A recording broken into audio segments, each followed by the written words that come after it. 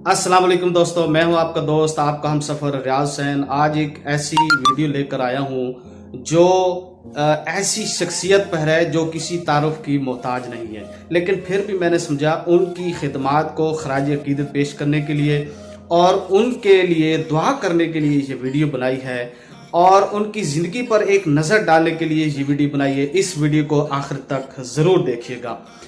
आज उनकी ज़िंदगी पर नज़र डालते हैं। वो इस दुनिया से रुखसत हो चुके हैं, अपने लाखों करोड़ों मदाहों को उदास करके इस दुनिया से रुखसत हो चुके हैं।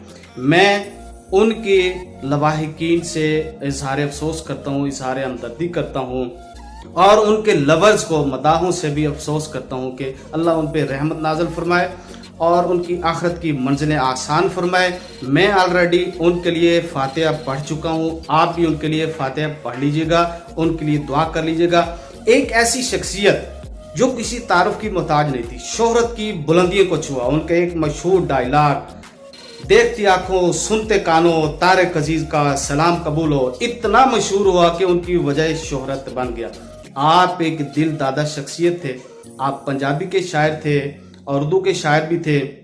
आपकी वजह शोहरत नीलाम घर था और नीलाम घर की इतनी एक साथ चली कि छोटे बड़े सब लोग उसके इस प्रोग्राम को शौक से देखते थे। आइए एक छोटी सी नजर डालते हैं उनकी जिंदगी पे। आप 28 अप्रैल 1936 को जलंधर के शहर इंडिया में पैदा हुए।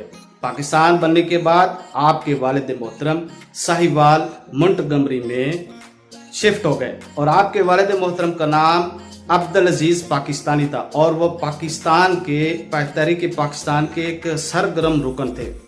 आपने अपनी तालीम साहिवाल में मुकम्मल की। साहिवाल से बाद में लाहौर में शिफ्ट हुए रोजगार के सिलसिले में। वहाँ पे कुछ दोस्तों के जरिए आप पीटीवी से पीटीवी पर जो है जाके जॉब मिली और वहाँ पे आपने अपने कैरियर का आगाज किया और पीटीवी के बानियों में शामिल है। सबसे पहली नशरियात का जो आगाज किया वो तारिक अजीज साहब ने किया था।